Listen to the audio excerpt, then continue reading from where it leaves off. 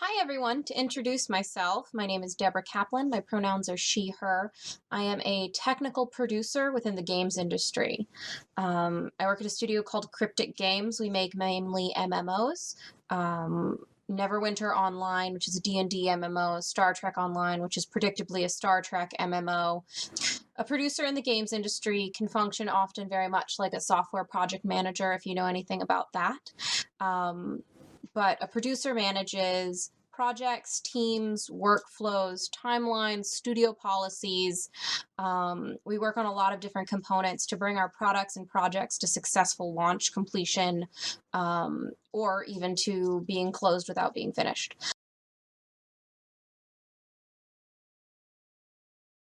For my current job, I was recruited. I spent an early part of my career making sure that I got out there, that I met people. I went to industry events like GDC. I met people in women's groups. I met people in LGBTQIA groups. I met people on the show floor. I hustled to network to get a group of people who knew my skill and who both I could rely on if I needed to hire someone in, or if they needed to hire someone in, they could reach out to me. So I was recruited for this job at Cryptic Studios. During an interview, I make sure I always talk about my passions, one of which is advocacy groups and inclusion groups that promote community and education. So it leads me to talk a lot about a company's culture, including around LGBTQIA and women's advocacy groups. I sort of asked, do they have focused groups around that? Do you participate in external events? Do you have internal events?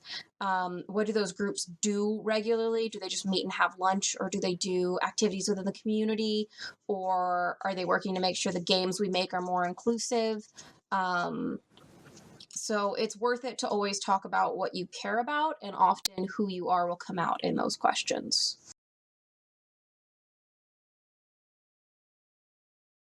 I've been pretty lucky, and I live in a very positive LGBTQIA area of San Francisco, and I work in an industry that's sort of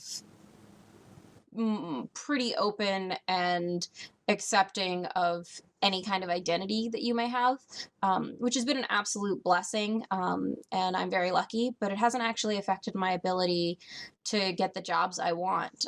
Part of that may be because my queer identity is indecipherable from the person next to me. I have a lot of privilege around that protects me. So I know it may not be the same for everyone else, but I've been incredibly lucky.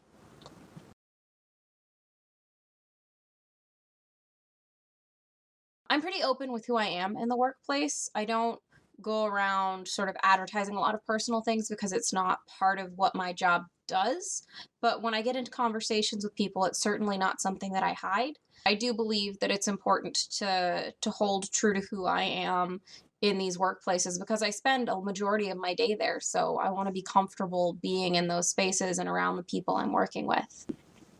It's worth noting in my industry that if you want to be in games and you're not particularly comfortable being out in your studio, but you want to still engage with the community within the industry, there's a ton of groups, IGDA, Wiggy, GamerX, things like that, that are places where you can socialize within your industry without having to necessarily step out at work.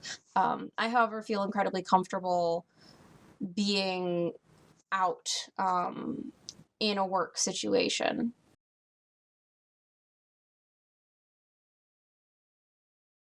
I do put my pronouns on my social media accounts. I put it on my resume. But when it comes to an in-person interview, I take a reactive response instead of a proactive response. If I'm misgendered, I will correct someone because I think it's important to set the right tone and make sure that you don't get disrespected moving forward. If you let someone misgender you in an interview and then you get the job, you may get into an awkward situation later. But like I said, as someone who presents femme and identifies as she, her, I'm not misgendered often, so it's not a huge hurdle I have to overcome. I honestly think you do yourself no favors in not introducing your pronouns if that is something you feel needs to be introduced. If a company isn't going to accept you for who you are, I think it's smarter to look for work elsewhere. That's a very privileged statement to make, but honestly, you're going to spend 8 to 12 hours with these people day in, day out. You want to be sure not only are you supporting your livelihood, but you're supporting who you are. Because I think overall it does more damage than good to not be able to sort of be you. A great piece of advice I got from a friend. They told me one of the things they do when they step into a company is they always email HR first. If you're uncomfortable talking to someone in your interview, you get the job, go to HR first thing, share your pronouns, make sure they're aware. When they introduce you at the start of your first day, HR can cover that. There's also, if you're in a situation where things are not as respectful on your team, HR has protections for you, and laying that groundwork early can also help you a lot in the long run.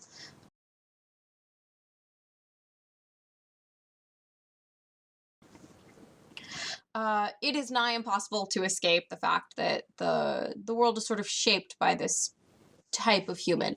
It's definitely affected my career, how I dress in an office, how I speak and present information, the kinds of things I let pass in order to maintain harmony within a team.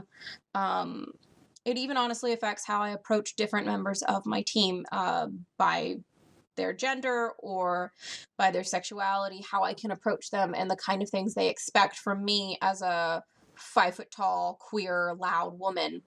Um, it does change how I interact with people. There is benefit and harm to sort of falling into those expectations, and it really depends on how you as an individual want to play it. There is um, a lot of ways you can work within the existing systems to benefit yourself, but by doing that, we're not really progressing and making sure that that's changing, to be better and more accepting. As I get older, I realize there's a lot of harm by letting myself be uncomfortable in a workplace for the sake of that calm balance. I think I've said it before, I'm going to say it again. The best advice I can give is find a workplace that works for you, where you're comfortable being yourself in a professional manner that doesn't rely on you having to follow a standard of professionalism that doesn't suit you.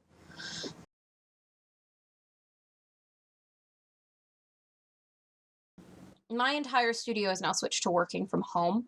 Um, for me, as someone whose job is to coordinate, organize, and drive work, this sort of changes inherently how I do my job. I'm used to walking over and talking to people, setting up meetings where everyone's going to be in the same room to make decisions, following up with my teams pretty much on a day to day basis.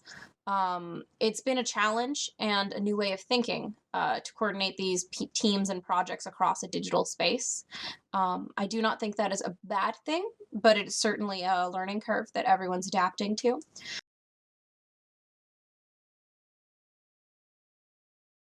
So a lot of companies are interviewing still, which is spectacular. A lot of things are being shifted because of the current situation. They're happening digitally. If you're in interviews or you're trying to be interviewed, um, I think some advice would be to find the best way to communicate digitally. Make sure you're presenting what you want to present and how you want to present. Is the background you have something that'll read professionally, or something that'll read as a conversation starter and something interesting to the interview? Or is it your messy laundry pile behind you from your COVID-19 panic, never going to do my laundry again, haha, pajamas, kind of life? So making sure you are still presentable, the background still presentable, treat it like you would be in person, right? You're going to be interacting with these people and you want to put your best foot forward, just digitally. Another thing is, if you were in an interview process and it's been delayed or things are moving slower than you'd like, maintain contact with the recruiter or the person who reached out to you, the people who interviewed you. If they pause the role because of this current situation, which is happening for many companies, if you are in contact with them, you're going to be the first on their list when you get back. You're going to be able to know what's going on. And as soon as they start picking up again, they'll remember you and they'll reach out to you.